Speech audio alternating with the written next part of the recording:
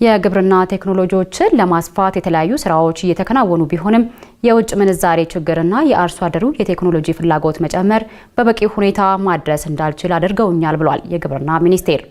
የግብርናው ዘርፍ ጥሩ መሻሻል እያሳየ መምጣቱን የገለጸው ሚኒስቴር መስሪያ ቤቱ ችግሮችን እየቀረፉ ለማሻሻል እየሰራ መሆኑን አንስቷል። እንዳልካቸው አባቡ ዝርዝር አለው። ግብርና ሚኒስቴር ዘርፉን ለማሻሻል ከሚሰራባቸው መንገዶች የግብርና ሜካናይዜሽን ተግባሩ አንዱ ነው።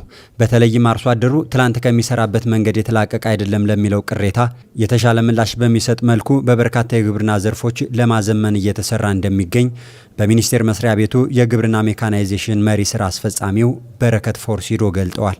ላለፉት 3 ዓመታት ግብርና ሜካናይዜሽን በመንግስትም ይሁን በሌሎች በግሉ ሴክተር ከፍተኛ ትኩረት በማግኘቱ ያለው ያጠቃቀሙ መጠን በከፍተኛ ሁኔታ ጨምሯል።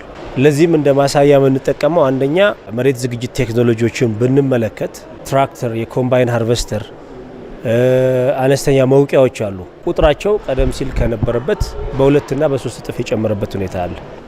ይሄም ማለት የአርሶ አደሩ አጠቃቀም ቀደም ሲል በሄክታር 1 ሚሊዮን አይሞላም ነበር በትራክተር የሚታረሰው የመሬት መጠን። አሁን ግን ወደ 3 ሚሊዮን አካባቢ እየተጠጋ ነው ያለውና ይሄንን ስናይ እድገቱ ከፍተኛ ነው። ጥሩ ተስፋ አለው።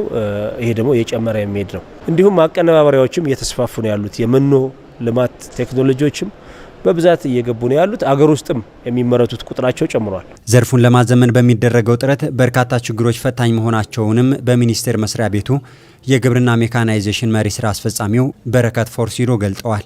አርሶ አደሩም ከግብርና ምርት የሚያገኘው ጥቅም እየበዛ በመምጣቱ ቴክኖሎጂ የመጠቀም ፍላጎቱ ጨምሯል። ለዚህም አፕሮፕሪየት የሆኑ ተስማሚ የሆኑ አነስተኛ ቴክኖሎጂዎች እንዲስፋፉ በልዩ ትኩረት እየተሰራ ነው ያለው። ትልቁ ቻሌንጅ እንደሚታወቀው የውጭ ምንዛሬ ቻሌንጅ አለ። ያው አብዛኛው ቴክኖሎጂ አገር ውስጥ አይመረትም። በአብዛኛው 90% ከውጭ ሀገር የሚገባ ነው። እንደ ስትራቴጂ ነድፈን ያዝነው ምንድነው አነስተኛ ይዞታ ያለው ትልቅ ትራክተር አቅሙም የለውም ቢገዛም እሱ ለሌላ ሰው ካልሰራበት በስተቀር ላለው የመሬት መጠን እላፊ ስለሚሆን አገልግሎት ሰጪዎችን በተለያየ ኢንሴንቲቭ እየተደረጉ ሰርቪስ አሰጣጣቸው እንዲሰፋ እየተደረገ ያለበት ሁኔታ አለ።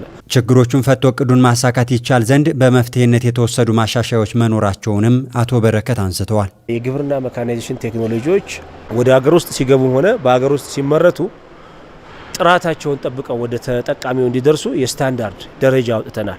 ለ250 የሚሆኑ ስታንዳርድ ቴክኖሎጂዎች ደረጃ አውጥተናል። ከዚህ ለጎን ይሄ የወጣው ደረጃ የሚረጋገጥበት ተቋም ያስፈልጋል። ለዛ ደግሞ አሁን ግንባታ ላይ የተጀመረ የቴስቲንግ ኤንድ ሰርቲፊኬሽን ሴንተር ግንባታ አለ። ጎን ለጎን ደግሞ የሰው ኃይል ልማቱ የግብርና ሜካናይዜሽን ቴክኖሎጂዎች የሰለጠነ እና ልምድ ያለው የሰው ኃይል ይፈልጋሉ። የግብርና ቴክኒክ ሙያ ማሰልጠኛ ተቋማት ላይ በ2 ተቋማት ላይ አሁን የግብርና ሜካናይዜሽን የኦፕሬሽንና የሜንቴናንስ ስልጠና ተጀምሯል። የሊዝ ፋይናንስ ስኪም መጀመሩ ባንኮች ለግብርና ሜካናይዜሽን ቴክኖሎጂ ማበደር መጀመራቸው ብዙ ኢንቨስተሮችን ብዙ ባለሀብቶችን ወደ ዘርፉ እንዲገቡ እየሳበ ነው።